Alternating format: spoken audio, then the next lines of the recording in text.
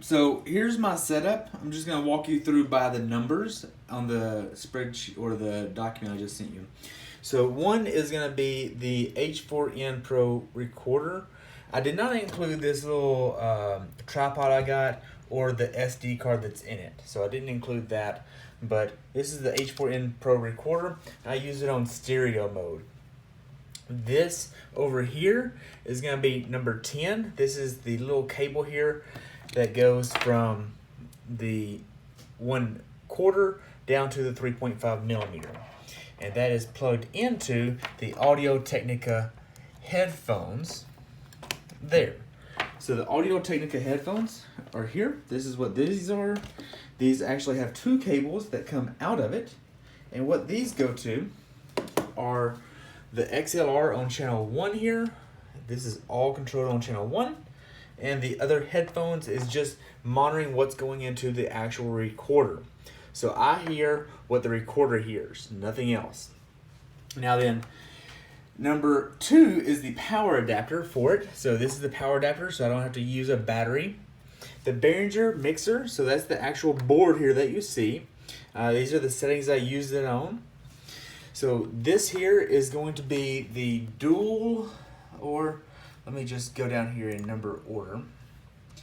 So these two cables here are going to be number 5. So these two out, that's going to go out of the main out, left and right. So these are the main out. These are going into the bottom of the recorder. So this is getting what the mixer is putting into it, including my voice on channel 1. So my voice is channel 1.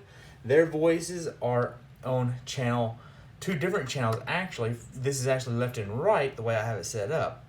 I can set it up like this here, left and right going into the same channel, but I found that it's actually a weaker connection. So I go like this right here to give it a more rounded sound, and it comes in good. I use the low cut here, these buttons right here. That's the low cut, pretty simple. Now then, this cable here is going to be the, let's see, the 3.5 millimeter Breakout cable. This is number 6. So this here is number 6. You have the Breakout cable. Red is always right, so that goes here, and then this is acting as a right on that channel. So that's how I have it set up. Now this is a long freaking cable, but it comes back around to this cable here. The way I have it set up, I actually use it in this little dongle. So being that I have an iPhone, I use it in this little dongle. So that way, that plugs into the bottom of my phone, no big deal. It picks it up and it goes into here. Whenever it comes into here, it comes out of the mixer, goes into the recorder. I hear what's going into the recorder through my headphones here, and I also hear my voice. So I can control here. If I want to cough, I just turn this knob all the way down and turn it right back up. Pretty simple. So I also have listed on there the number 9 is this cable here. So instead of using these 2 cables to hear them, I can use this one cable that's a lot shorter, and it has the 3.5 millimeter jack, which would be in place of that one, which has the same number of rings, but it's a little bit thicker, so it's gonna have a little bit better signal than those. Being that it's so much more, I only need it just a little bit up instead of all the way up here. I only need it just a touch because it's so thicker. I haven't really used that much because it's on a different type of channel. I can judge it a little bit better. I just haven't maximized that yet, so I don't use it. That's pretty much my setup. I don't really have much. I do use this Cradle. I have another little light over here that I can use when I do interviews. It comes on, so I can control the lighting on there. I'm doing an interview at night. I can also have this little clip over here for my phone. I found that it actually drops my phone, so I don't like using it. I actually use this light with this Cradle. $8 Cradle. This is the best thing I've spent my money on. It's pretty nice. I just set my phone in it. I don't have to worry about it falling over And I can literally have this at the bottom of it and it's not hitting anything, which is really great.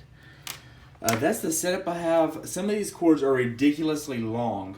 These two cords here are really, really long. I think this is a 10 foot each, and this is a 5 foot cord. Really long and overpowering. Get the shortest cords you can. You don't need all this extra room.